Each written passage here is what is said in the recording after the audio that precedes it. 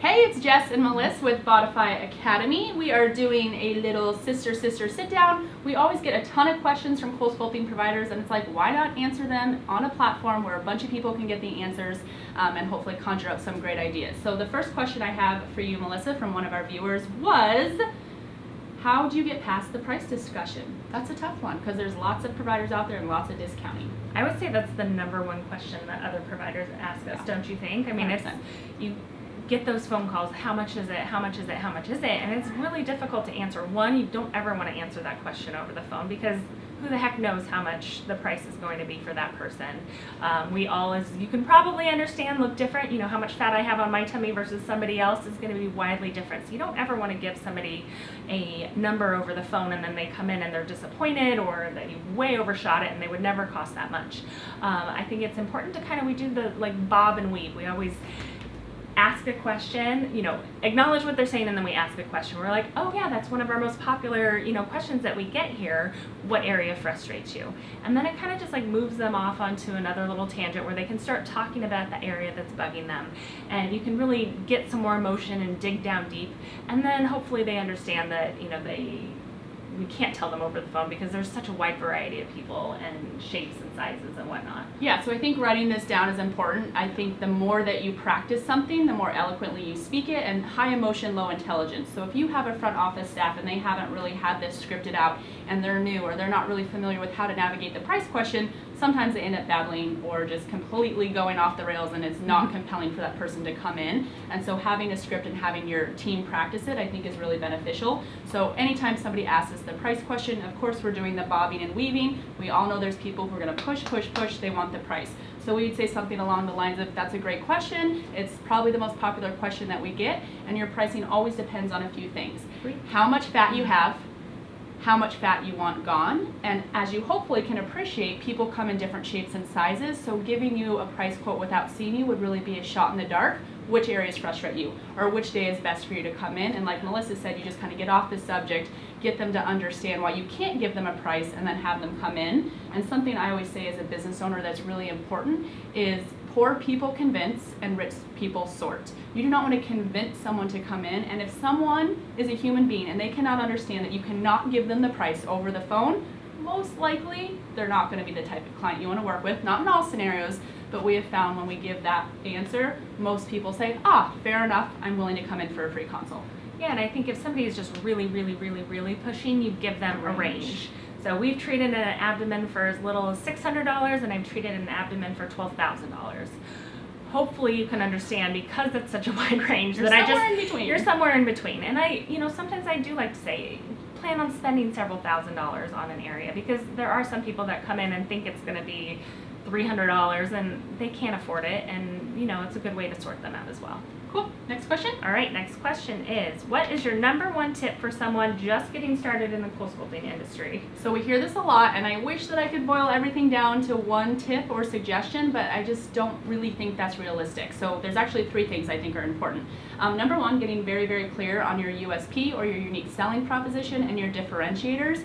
As the last question just kind of illuminated, there's lots of competition and there's lots of people who offer CoolSculpting, and if you are not crystal clear in who you are, you can't execute in your marketing, in your office decor, in how your staff is trained, all these differentiators, and that's really important because that congruence is going to be important for people. So that's number one. Number 2, you've got to have a marketing plan, and what I mean by marketing plan, when you're brand new, you might have more time than money, and guess what? That means your butt is out there going to a million events. They're still doing them via Zoom with all this COVID craziness going on, but literally getting out there and being your own billboard. If you don't have money, you have to market. I totally do not believe if you build it, they will come. You've got to get out there. You've got to let people know that you exist, why you're different, and then entice them to come in, whether that's with time or money. The marketing piece is key.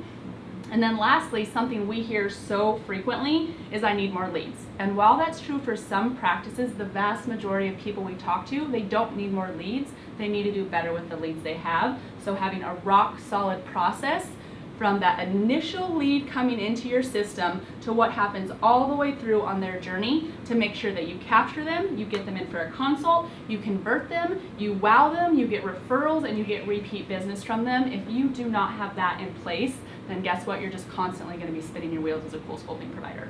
Yeah, and like Jess said, there's so many like things that you need to do, but just focusing on a few things and making sure that you're amazing at them. Just so you know, we do offer virtual consultations for other CoolSculpting providers. So if you wanted to do a one-on-one training with us via Zoom, we do that. We also sell some sales and marketing packages as well. Absolutely. So this next question is a provider, I'm assuming, would like to know how you actually assess either a flank, so a love handle, or a bra line if it's not that typical horizontal fat pad, maybe if it's at a sharp diagonal, for example. Yeah, you just really want to follow the direction of the fat pad. So anytime that we're assessing a flank or the bra line, you always want to feel with your hands. You're going to mark with a marker where that fat pad starts, and you're going to follow it along, and then you're going to mark where it ends. A lot of times it does run at a diagonal. Sometimes it is straight across. Sometimes it's this way. So you just really need to visually look and feel when you're pinching which direction it runs. You can even put your hand under there and then just mark which way it's running, and that's how you're going to place the applicator. And a tip that we found, especially as we're starting to train some of our new CoolSculpting providers, of course they're in the room with us for thousands and thousands of treatments before they go out on their own, but those clear templates are brilliant, but putting lines past the clear template, so again, when you're placing that applicator on that, if it's not that typical horizontal and it is at an angle, when you place it and you kind of see that applicator go on, you can still see the lines shooting out from outside of that applicator to make sure that you did in fact place that applicator correctly, because guess what, if you don't follow the fat pad, you're going to be treating an area that's not frustrating that client, in which case you won't get a group result, and hopefully you'd be retreating that person for free. All right, the next question is, how many machines should we start with and why? So I think the answer to this is, like all questions I answer, it depends. So something Melissa and I were very clear on when we opened up, and it's actually one of the reasons outside of what she already talked about, that we wanted to be the master of one technology. We didn't have enough money to buy into 10 different technologies and still have money to market. So I think the biggest thing you have to consider is if you have one machine and you're thinking about getting a second one, but that's going to wipe out your capital and you have no money to market, in my opinion, that's a horrible choice. Having two machines that are not being utilized is a huge problem. Having one machine, being able to market the heck out of it, build that business, and then cash flow a second machine is a much better idea. I do know that there, of course, is the allure of, oh, you can dual CoolSculpt and it's faster for clients. And yes, I think that's lovely, but I also think a lot of clients, if they're doing one or two areas, they're not overly concerned with the amount of time they're in the office, and you'd be much better suited to spend that money to market, to attract and recruit and train a great team, and to really work on your branding and your culture versus just putting it into a machine. Yeah, and believe me, if you have that money and you're ready to buy another one, they'll get it to you by tomorrow. The next day. Next day, Eric. Perfect. Great questions, and we can't wait to do our next quick sister sit down, and we'll be doing that in the future. Jessica at thebodify.com. Ask us any questions. Again, we have the virtual trainings, and we're 100% here to support you, your CoolSculpting business, and help you freeze more fat. Thanks, guys.